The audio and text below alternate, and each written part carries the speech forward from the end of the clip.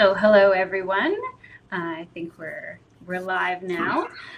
So my name is Lindsay Sharman. I am the curator of the Art Gallery of Alberta. Welcome to this AGA Live with Jo-Ann Saddleback and David LaRiviere. David was selected to be in the 2020 Biennial of Contemporary Art entitled Borderline that was shown at both AGA in Edmonton and Raimi Modern in Saskatoon. The AGA half of the exhibition that David was a part of is now closed, but the Saskatoon half of the exhibition is still up until February 15th, so you still have a couple days to catch that if you're in Saskatoon. To give some context to the Biennial and our conversation today, the Biennial is an exhibition that happens about every 2 years and looks at contemporary art in Alberta. Up until this year, the Biennial looked only at Alberta and artists that are working within Alberta's provincial borders. For 2020, rather than looking at that strict geographic boundary, the Biennial instead focused on the regions and borders of the numbered treaty regions 4, 6, 7, 8, and 10, and also opened a conceptual conversation around borders, which are prioritized, what it means to cross them, challenge them, or be in proximity to them.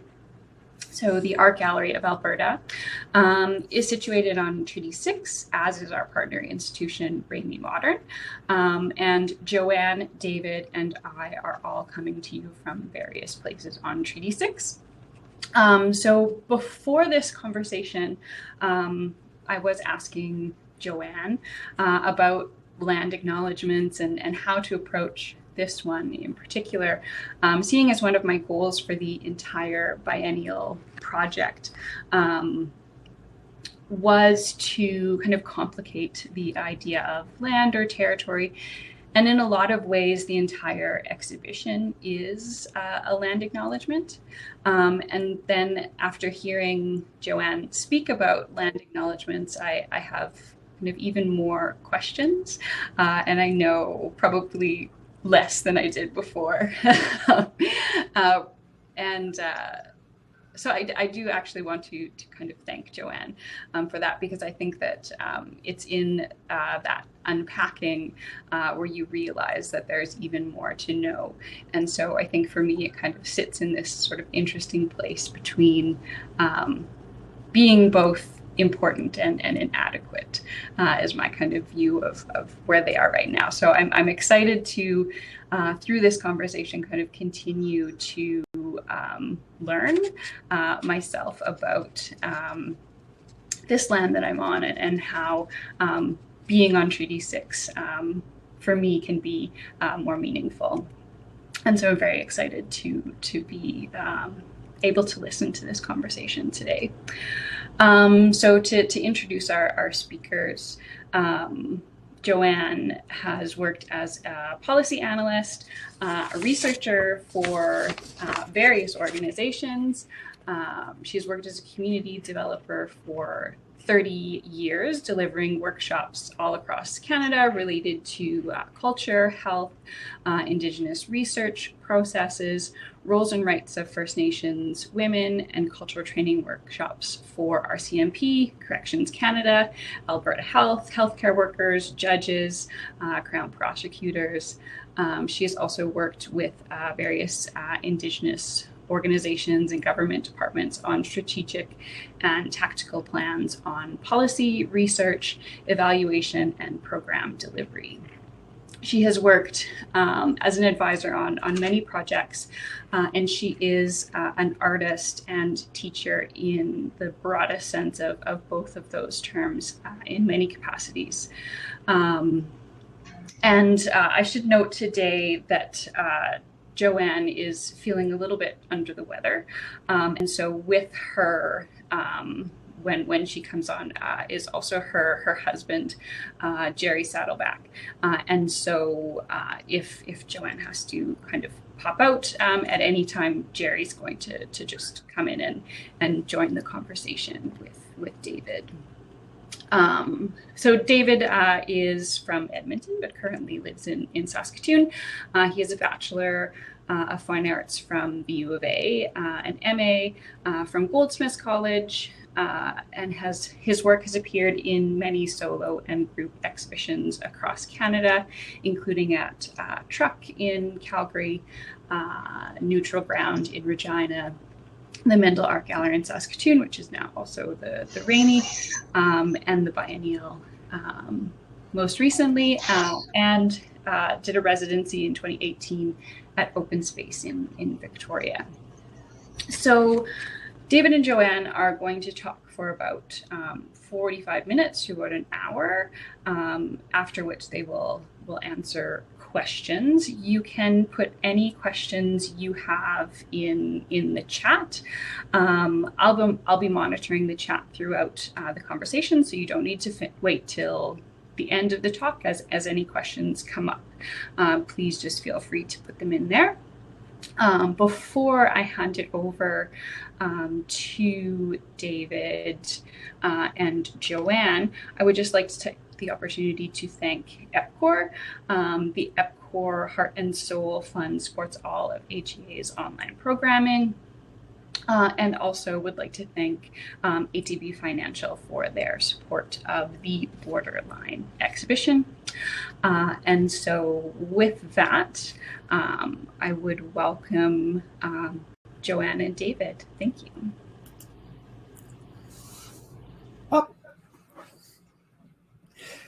Hello. Hi, Jo-Ann. I'm going to just start by also just imparting a few thanks.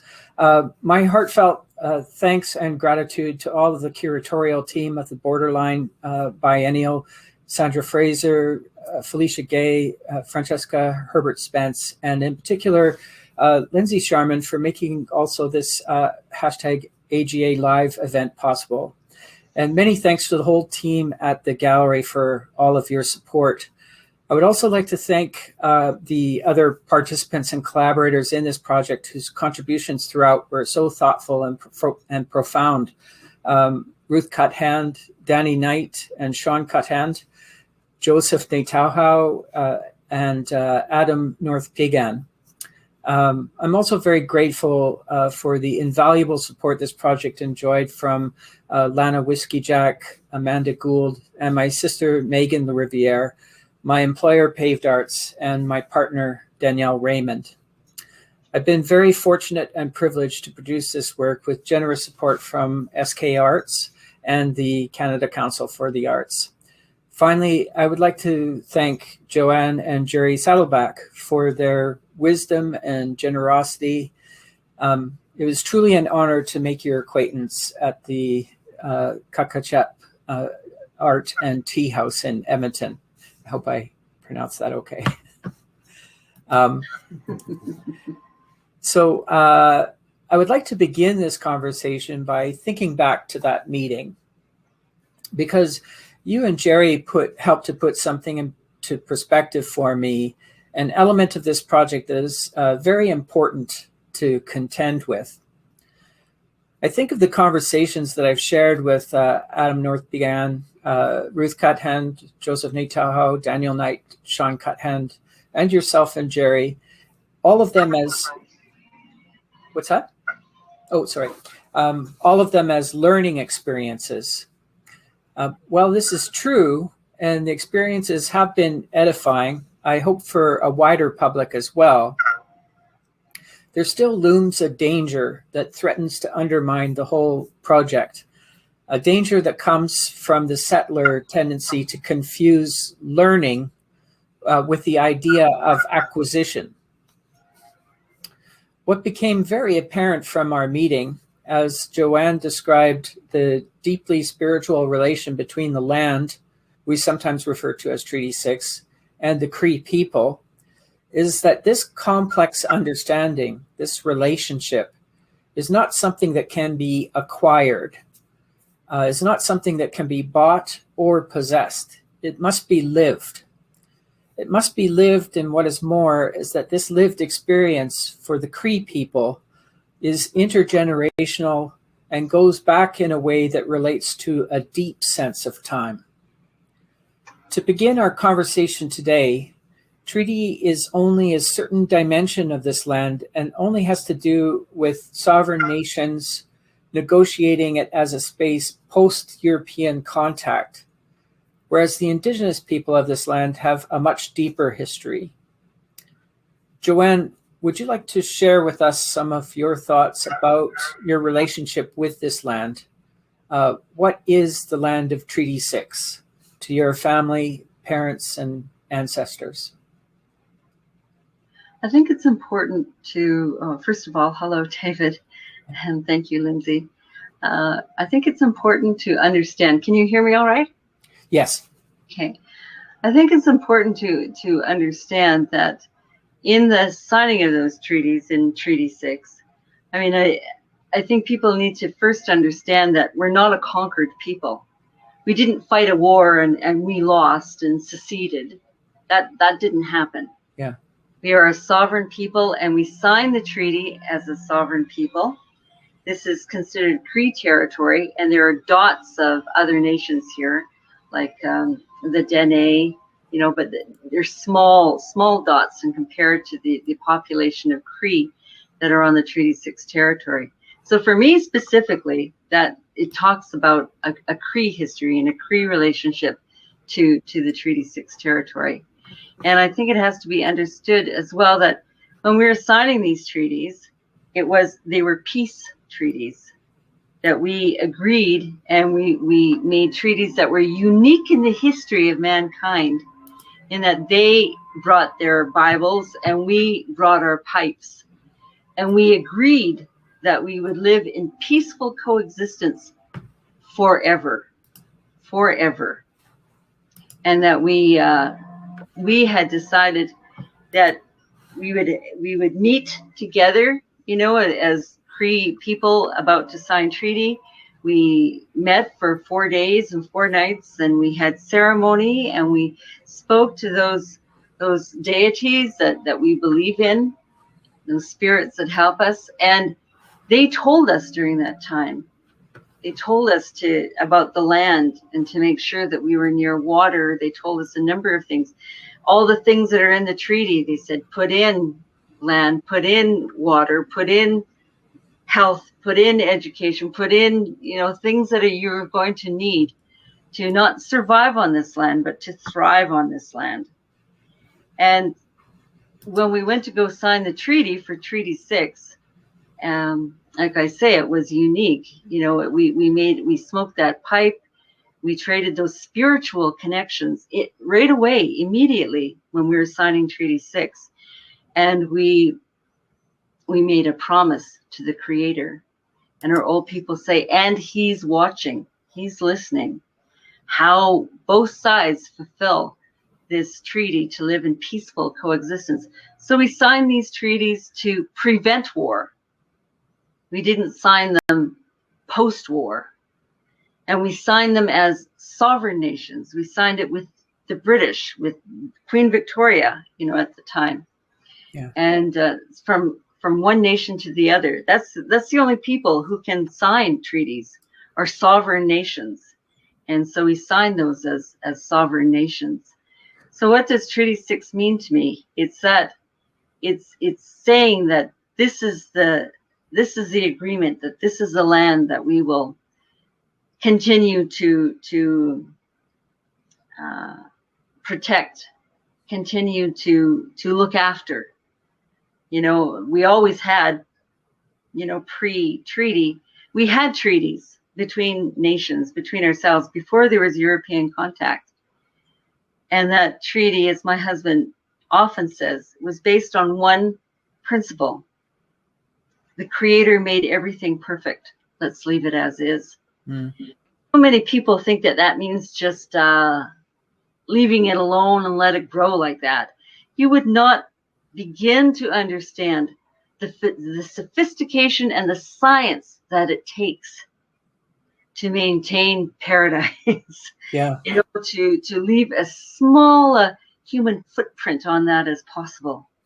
So it takes a lot of dedicated effort to keep it pristine, to keep it beautiful, to keep it there for, some of our other Indigenous people say, our children don't inherit the land from us. What we're doing is that we are borrowing it from our children. That's what we're doing. So people who borrow something, we have to make sure that it's returned as good or better. Well, in this conversation, of course, we're going to return, I think, again and again to the kind of betrayal of that basic premise that sovereign nations came together. Came up also in my conversation with Joseph Natauha, where this idea that sovereign nations came together to make important decisions about land and water, but that the colonial betrayal of that is that it's never properly happened, and of course, what we see in the colonial land is all kinds of betrayals play out in terms of environmental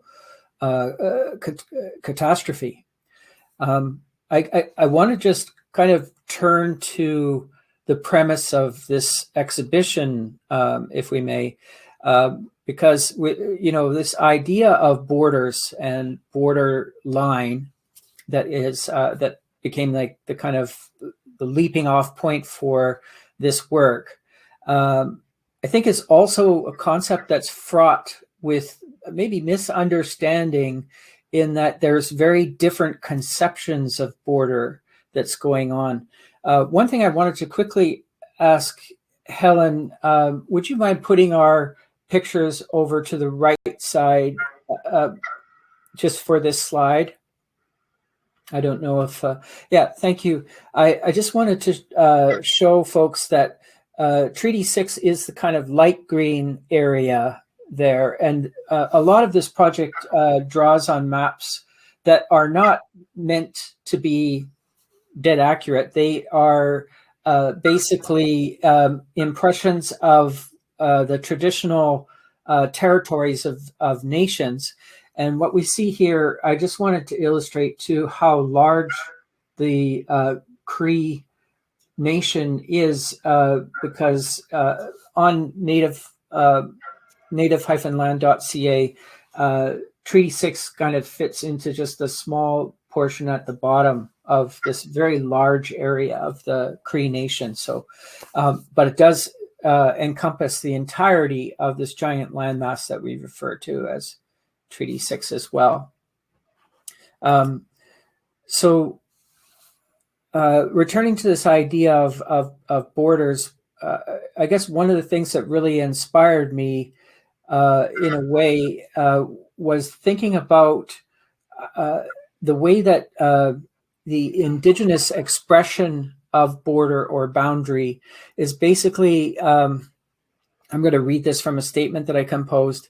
Such boundaries express complex relations between language and land and custom and medicine and water and human and animal.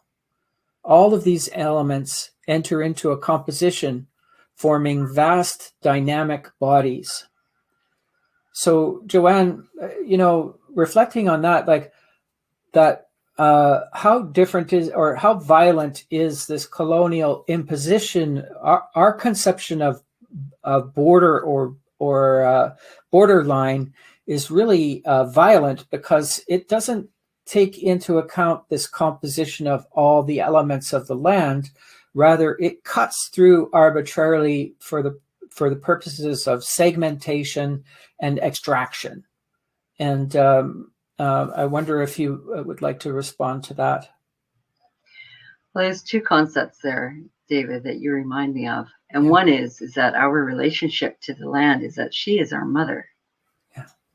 And in our history of creation, in what they call the long story, our creation story, we talk about how directly we are related to our mother and what she means to us, and that we have this inalienable right that stems from that to protect her. And the borders, the Cree people, what really is our land, or the land that we're looking at, I guess I can't call it our land, but the land that we were looking at as what you referred to territory. I mean, we refer to this land over here as an island. It's called Menistic, and that's North, Central, and South America.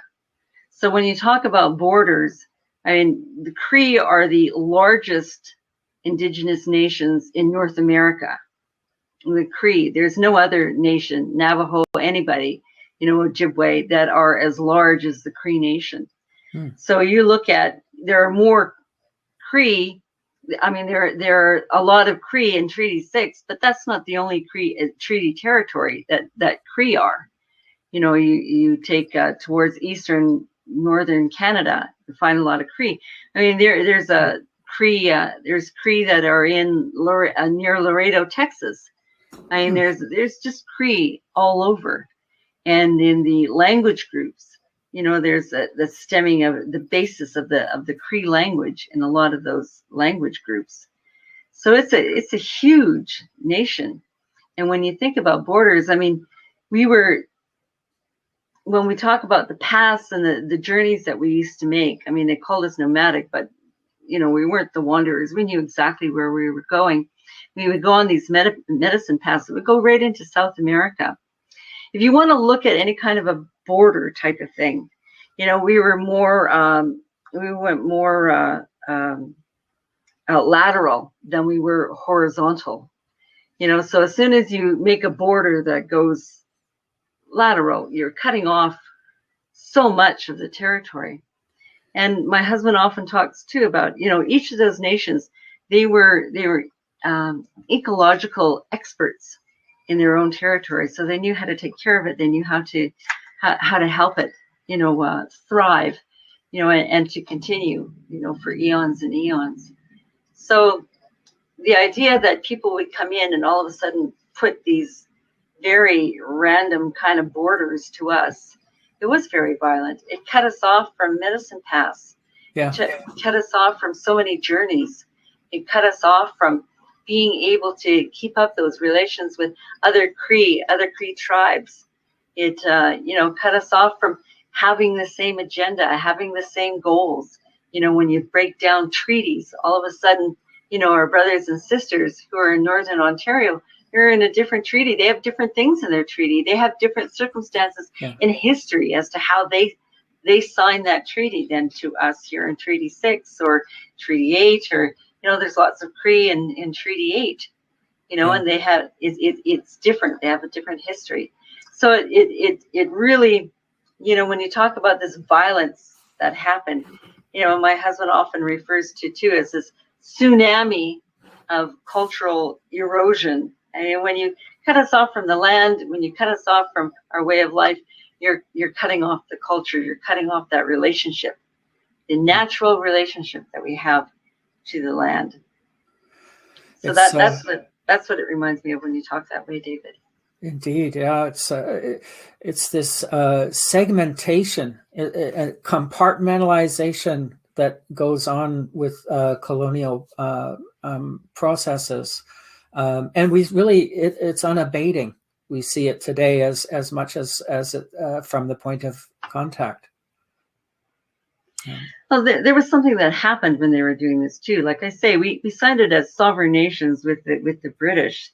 Yeah. But when Canadians started settling, they wanted control. They wanted a say over those lands and over the Indigenous people and over those treaties.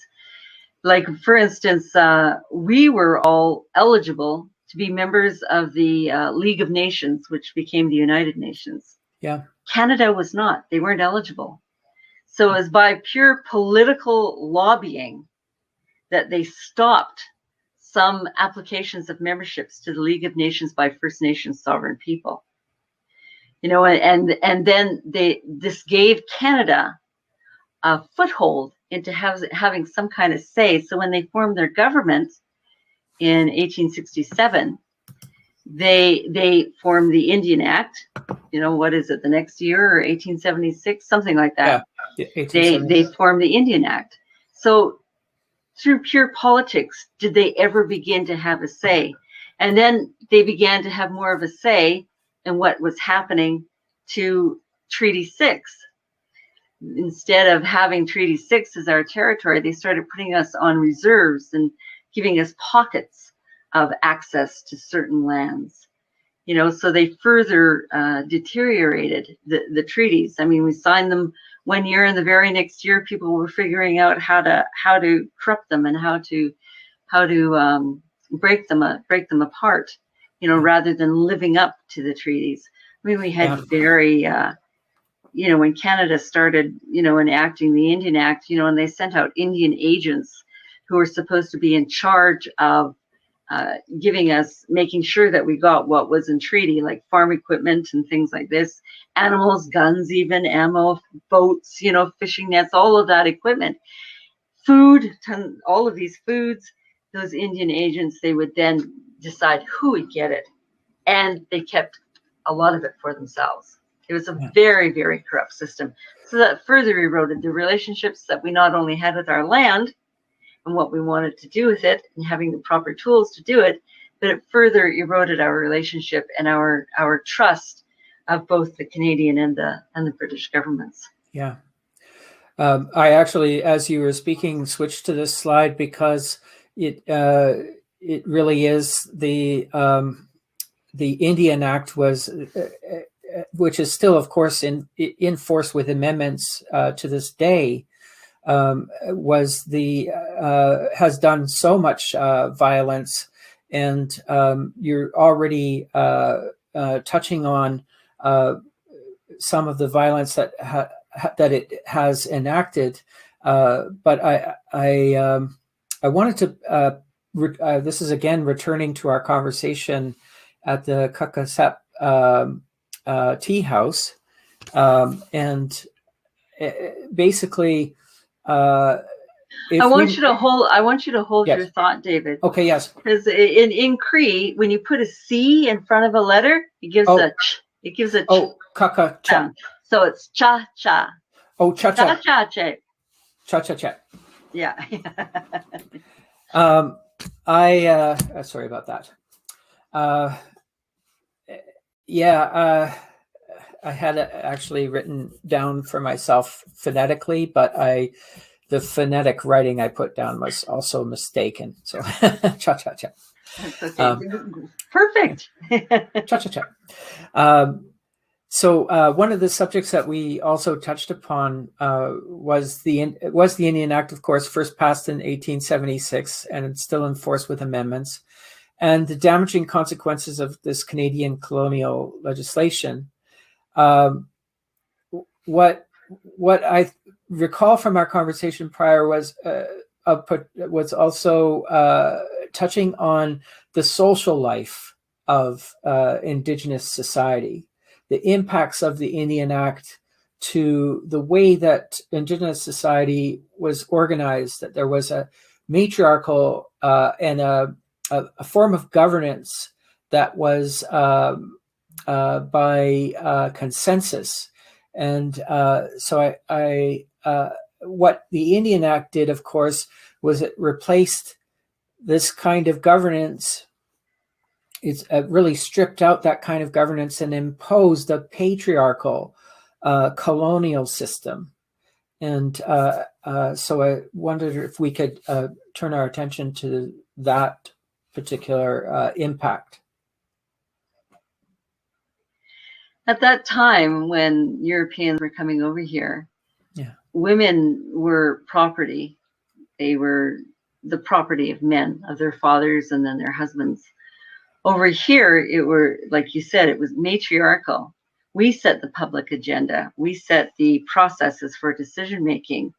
We set the norms. We had and were revered for the kind of knowledge and perspective that we brought to our tribes, to our nation.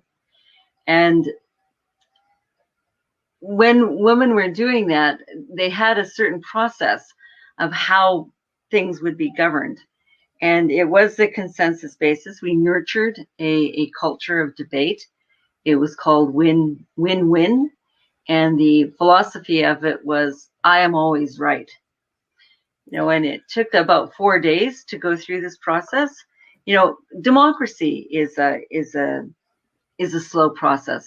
Well, when you come to consensus, when everybody has a voice, it's even slower, but everybody must. But we had some things going for us. We had common experiences, we had common goals, we had common faith and beliefs and values. So we had those working with us all the time.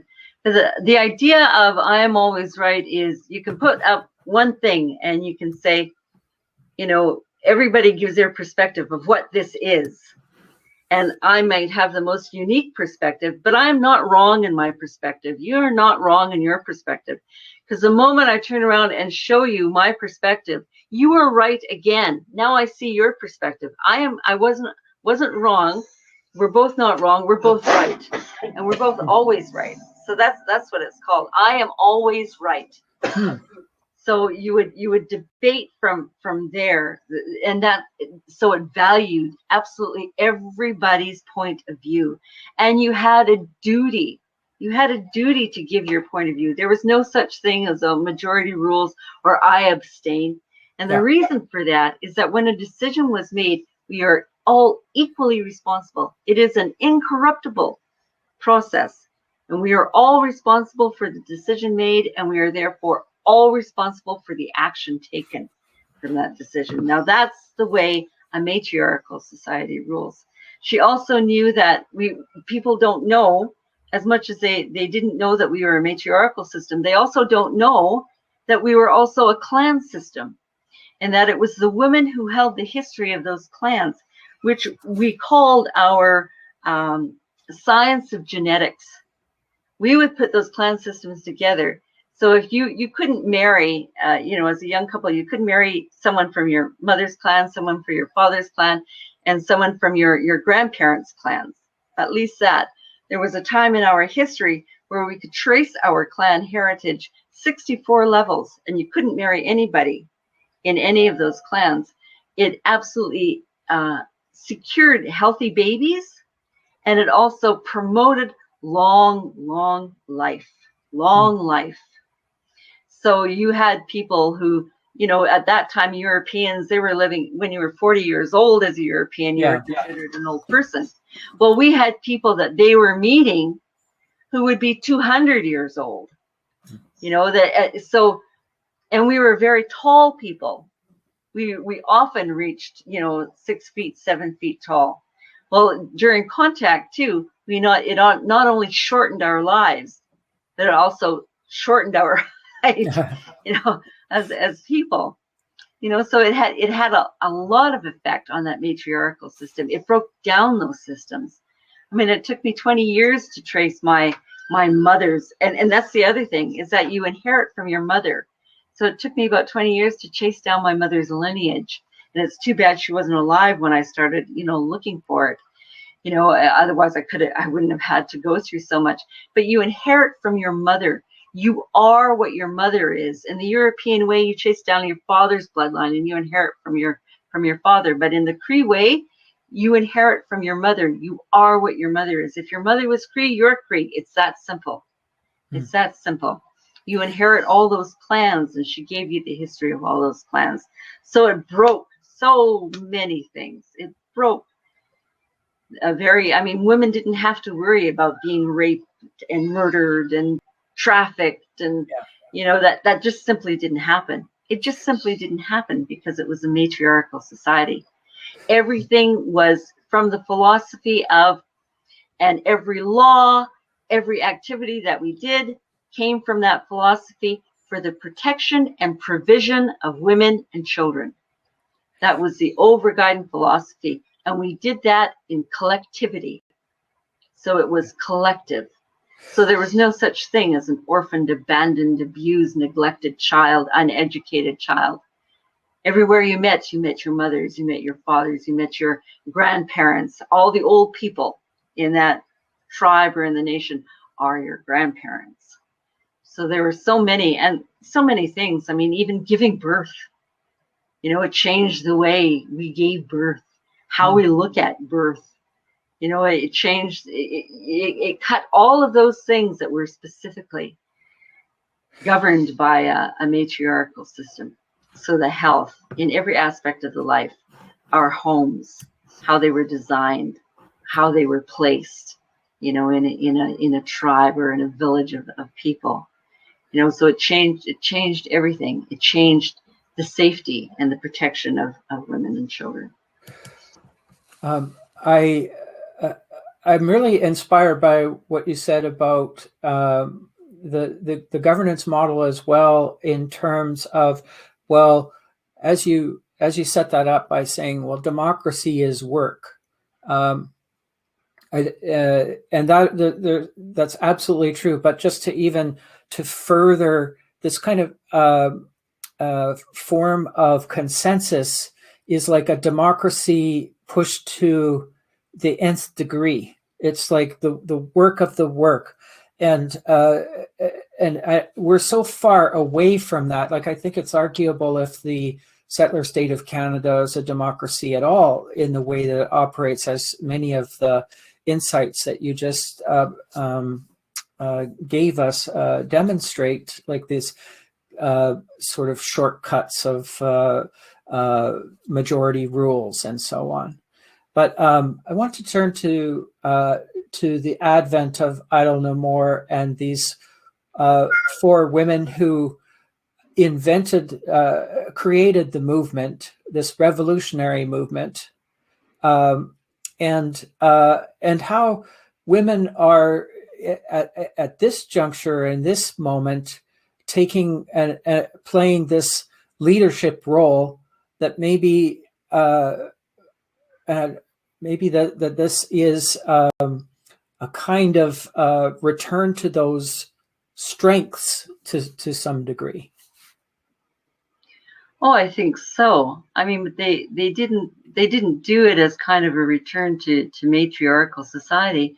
Oh. From what I understand, was that it was based on first contaminated water, and the right of people to have clean drinking water, and that the government were using backdoor bills to go through the treaty, to break down through the back door, a lot of rights that were protected in treaty, and that including water.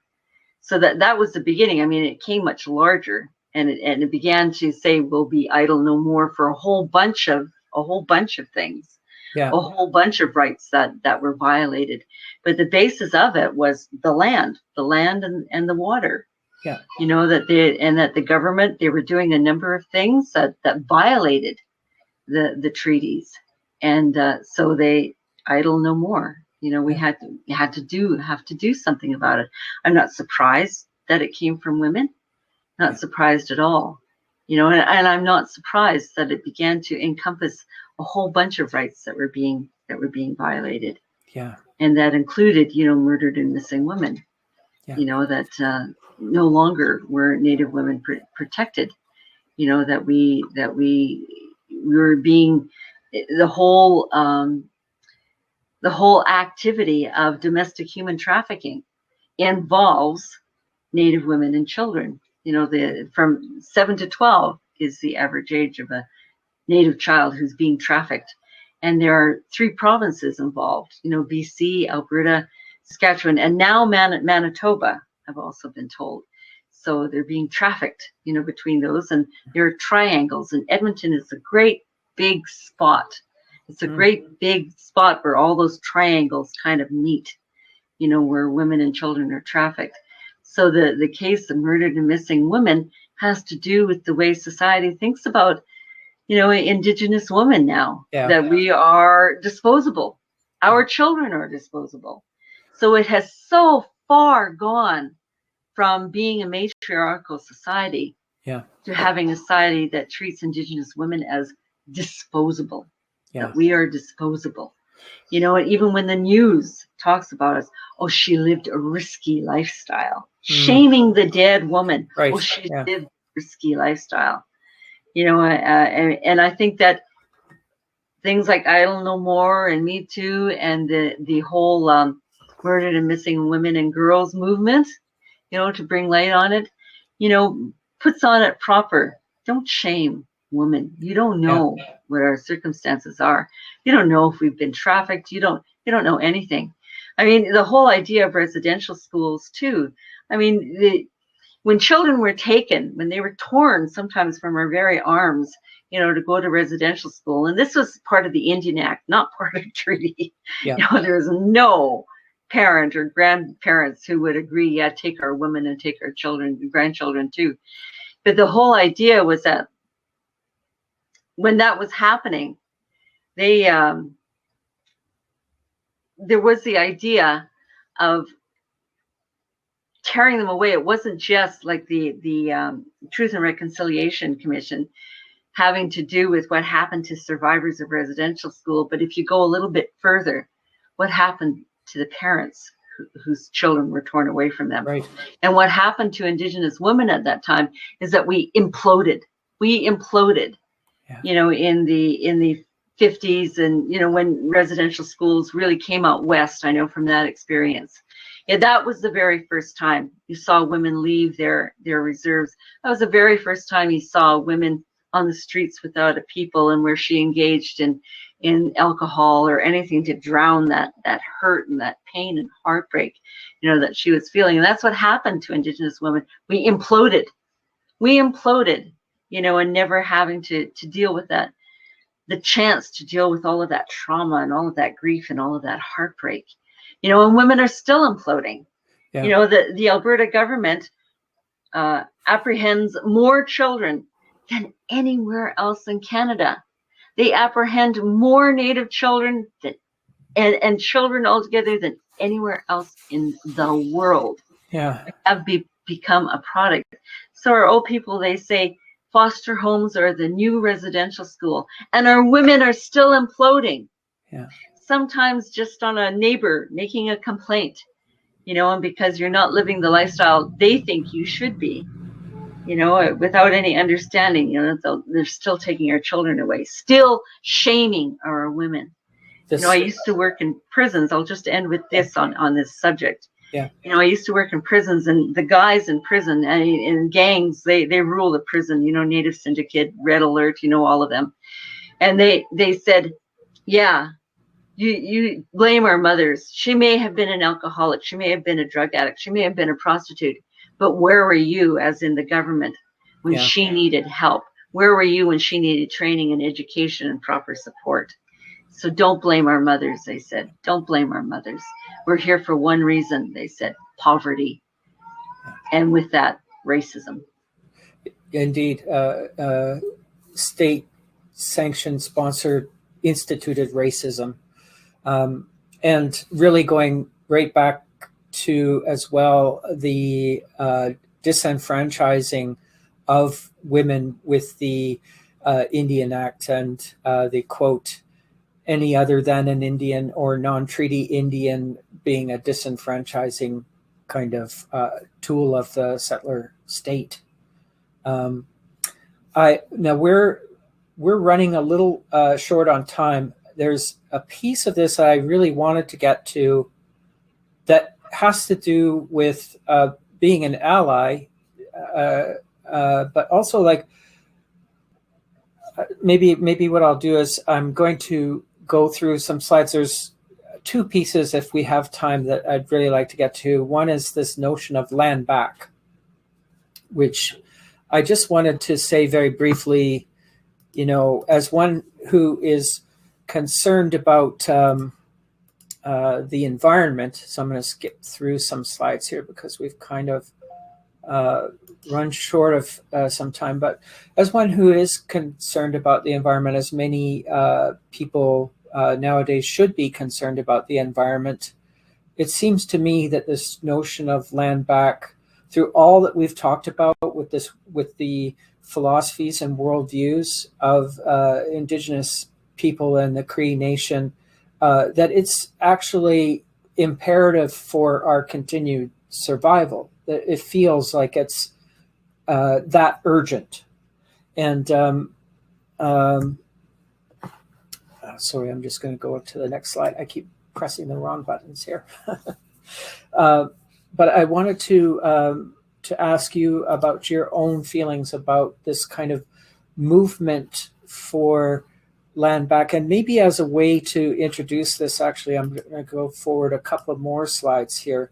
In my conversation with Ruth Cuthand, one of the points that Ruth made was that we settlers sometimes conflate the notion of Treaty 6 with reserve lands. We make them like they're the same thing, when in fact reserve lands are like kind of like bread. I think the term that she used was it's like breadcrumbs sprinkled across Treaty 6. Here we see an actual map of the reserve lands on Treaty 6, and pretty much bears out what Ruth was saying, and it kind of also transmits the degree of dispossession that has actually transpired, which is quite startling in a glance.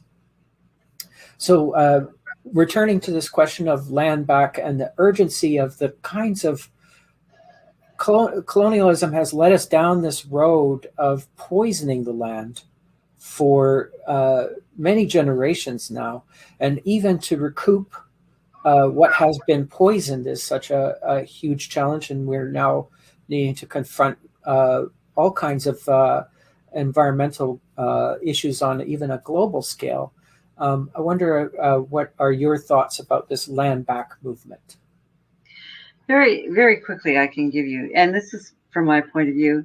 I mean, what our old people always ask is acknowledgement and respect, and to acknowledge that she is our mother, to acknowledge that we have a duty, that we have that kind of relationship with her, you know, that we have to look after her, that she's had so much love and kindness and compassion for us, that she's given everything that we have, everything, and looked after everybody, the same that she would the children who were first here. It's a mistake to think that we're immigrants. You know, the way that our creation story goes is that we were created here on this land. In fact, in a place that a sacred spot that exists in Alberta, that the rest of the society doesn't even know about. They don't even, they have no knowledge, they have no acknowledgement, and they have no allyship to allow us to look after these places and spaces. So land back, it means taking care of that environment.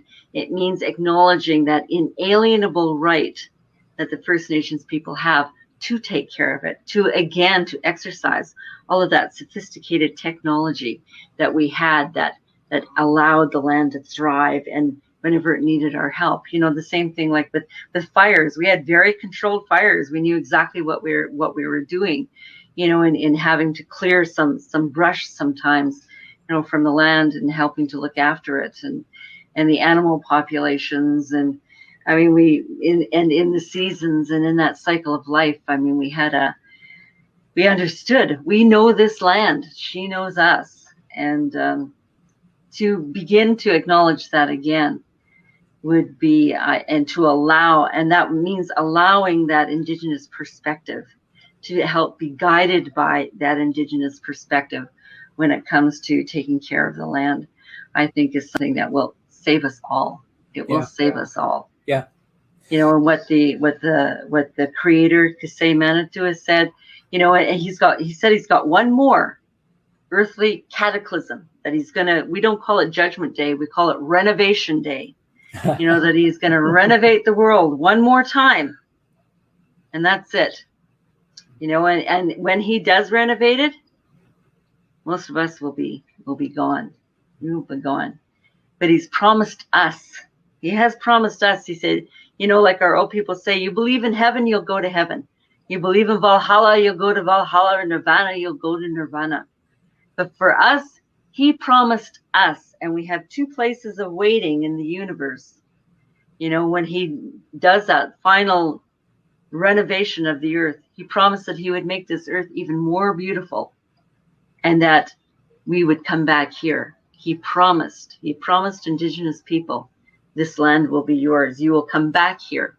So we have every recognition, we have every acknowledgement, and that when we walk out the door, we are walking on earth that we're going to come back to, that this is our heaven, if you want. We are walking on our heaven. and we have to look after it. We have to look after her. She's our mother. We have to look after her. I couldn't agree more. Jo-Ann, I wanted just to finally end with a question about trust and moving forward. And actually to reflect even on this work, on this piece in the Biennale, which has to confront a few paradoxes. So first of all, I mean, so much of our conversation, we've already touched on the various atrocities that have been perpetuated by the settler state of Canada, such as the creation of residential schools and the pass system, which of course was actually used, I think, as a model of apartheid in South Africa. And the 60 Scoop, which we see here, survivors of the 60 Scoop gathered on the occasion of Alberta's apology by Premier Rachel Notley, and the Missing and Murdered Women, which this profound piece by Jamie Black, the Red Dress Project that we're looking at. With this kind of long history of treachery, deceit, perpetuated by the settler state of Canada. And I would say, in terms of the art world, its participation as well in this long history of the same kinds of paternalistic attitudes on an institutional basis towards Indigenous people, but also and exclusionary, but also like this kind of way that the art world participates by setting up a system of names, by basically capitulating to capitalism. So bringing us to this project that's kind of in front of us here, there's a few things that I felt were, kind of problematics, obviously. One being that as a white settler born on Treaty 6 in Edmonton, born and raised in Edmonton, Alberta, very privileged, how do I avoid this white savior complex? That's the one part. Is like the last thing that we need is another white European to be shining the light forward. We need that like a hole in the head. The second piece, though, is at the same time, there's an unfair tendency for public pressure to be placed on Indigenous people when questions of decolonization arise. But why should all of the heavy lifting be thrust onto Indigenous people? Surely the colonizer needs to undertake decolonization as much as anyone else. So there's an imperative that we need to participate, but there's also an imperative that we need to be sensitive to get out of the way and make space in equal measure, or in all of the good ways. And I guess I'm kind of asking you to reflect even on my own approach, and don't be shy about being critical. I know you won't, but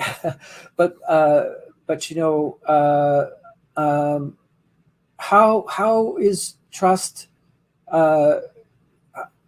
You decided to participate in this, and we're speaking to a broader public, and I really hope that this becomes food for thought for further conversation of other around kitchen tables elsewhere, and that it is also not about propagating my career and this being just about some sort of like, oh, this is a big up for putting me up into the system of names that is the art world.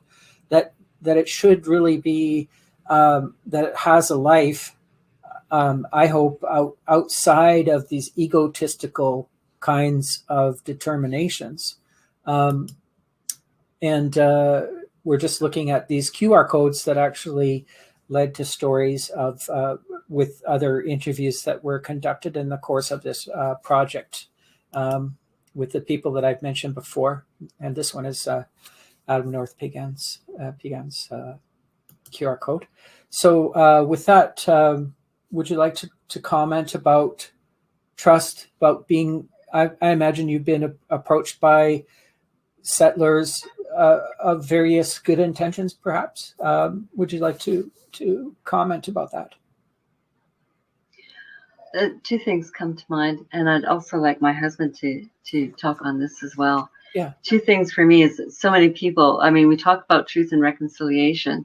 Everybody wants to go to reconciliation, but we're not yet finished with the truth. And that's still a hard part of the process. Yeah. And the second thing is what do I trust? I trust the protocol that you gave. That's medicine, and that opens a big door for us to be able to talk about these things. You gave protocol, you gave tobacco, you made offerings. I trust that. And from that basis, from that huge medicine, that opens a big door for us to be able to talk and to be able to begin some kind of conversation about these very difficult things. My husband, Jerry Saddleback, he was one of 2 spiritual advisors to the Truth and Reconciliation Commission. And he heard everything. He's Willie Littlechild's elder. He's also the elder for the Musqueam Cultural College, the elder in residence there. And I just wanted to give him a chance just to say a couple of words on what you've been talking about. I'm going to turn the camera to him. Thank you so much. Nice to be with you, Dave. I guess in that terms, when you say the building of a trust relationship, part of the whole thing, I guess, is the complete and thorough understanding of what are the very guiding principles from nation to nation. What are the seed principles that people go by when they come together as nations? Like way back when, and I think it's might not be that far off to say that it's still that type of foundational kind of like I say, it's embedded, I guess in our subconscious level, even, because sometimes we have a tendency, okay, maybe I should break away from that kind of foundational mentality, and then so after you embrace yourself in certain type of educational processes and that kind of thing, you decide to let me go out in the field now and test this out, see if it's. But sometimes when you actually are doing that, and when you begin the movement of doing that, the very things that are in your subconscious mind is you actually continue doing what I guess you were training yourself not to do. Right. So one of the things there I seen there with that treaty relationship was we had 2 basic different belief systems coming from two belief systems. With us, it was a peaceful coexistence and coming together in total reciprocity, but at the same time, being we would call them visitors coming over from the other. And I guess reciprocity is also taken in a sense where, what if I was at that time, all my nation of people went to England, and I don't know where it fit it, but if we went over there, and to actually go with the type of mentality that as what we received. So in the biblical, when I say foundational, in the biblical statements within the Bible, in itself, what it suggestive there, that, and it quotes out something like this in maybe not in word for word, but in the Bible it says to the people that talk and swear and legally swear on the Bible with the government, what they do, the European people, they'll say that the Creator in their Bible, it's just something like, go ye all and conquer the whole world. Right. So of course they're going to, that embedded mentality of the conquering philosophy of the whole world is intergenerational, if you want, and it's embedded within their, like I say, their subconscious mind, and the drive is always like it I guess it takes a while. It's not going to be overnight for the people to be able to I guess you could say understand a different perspective, whereas with us, we're more inclined to state that we were an absolute one with the earth people. Yeah. And as a nomadic people, we witnessed for ourselves when our circular encampment, center of that circular autonomous encampment that she called the chief, who was the statesman, was able to have the talent to be able to take. That's why we had a hereditary system, to be able to go from all throughout, even within the neighbors, within our plains tribes, and further outward into that, like as my wife was alluding to, we had title-headed names for those each journey that we made. But those people that made those journeys, we witnessed for ourselves as a nomadic people how these people, these different territorial zone holders, were they were eco specialists within their own sanctuaries that they had. We witnessed all of that for ourselves, and being going there in a form of in a respectful coexistence manner. We were we were visitors, and so we reciprocated in that fashion. And then that way we brought the very best of what we had in trade or whatever practices that we had, and we lived harmoniously under that. So as my wife was saying, it's this the single principle of the creator made everything perfect. Let's leave it as is. It's many faceted, but but it always comes back to that core, the very core of how we believed in it. So it's these two systems, that is that with us that they were very different, and it's kind of like they clashed, and then whereas with us we wanted the continuance. Our assumption from our understanding from our old people at the time was that there would be that type of an adherence to harmonious coexistence, that type of principles into the future. That was our assumption from our elders at the time.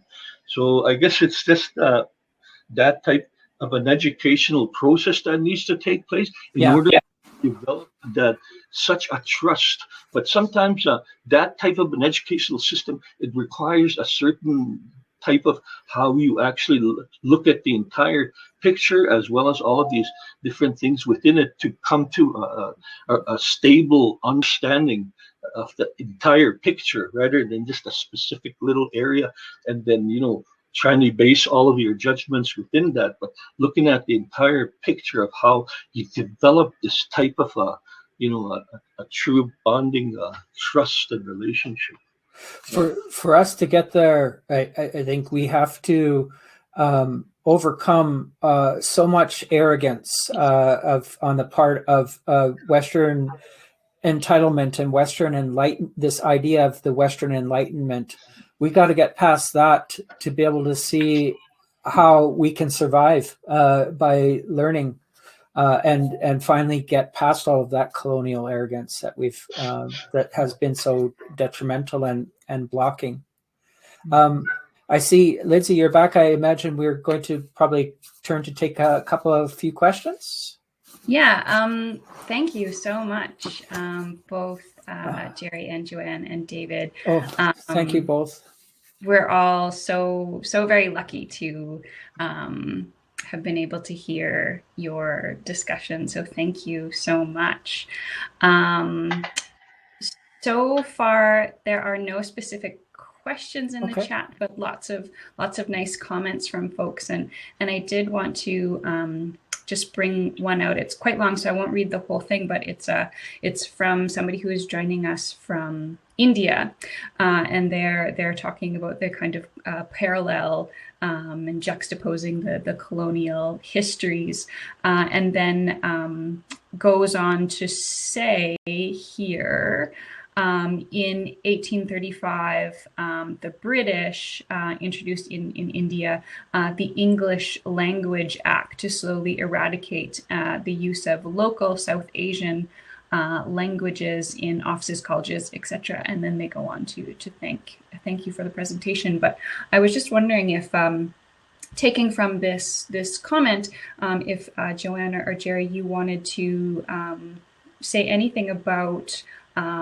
language and the loss of language and a revival or continuation of your language.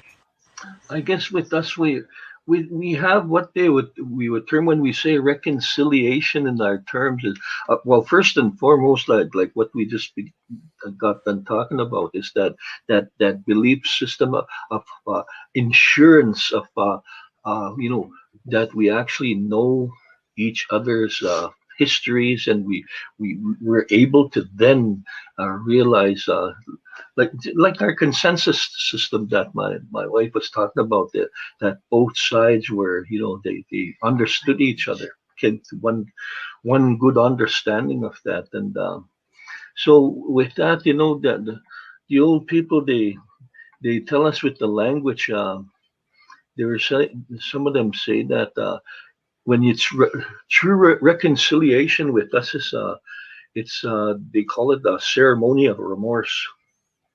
You have to have a ceremony of remorse. They say, like that what do you call, you don't actually see an intergenerational kind of you're being traumatized. You don't really see it as a nation of people, of how your characteristical traits are as a nation of people that you think you are. And so what happens is that type of mentality, it's really, really hard to understand. And but once you get to that level of understanding that, hey, nobody's perfect, but but I also think that there's room for my nation, for me to go to a level of I guess you could say in world over, to be globally, to be able to survive as a human race, for one thing, and that's a very underlying basis. But at the same time, be that part of a true go for a true remorseful type of a ritual, whatever that process is, from the other side of the nation that I did my damage upon, that that or that nation that with me, I need to show the proper remorse that I'm supposed to perform for that, in order for that other nation to then, it's like I guess today it'd be different levels, like a speaking or a language of just merely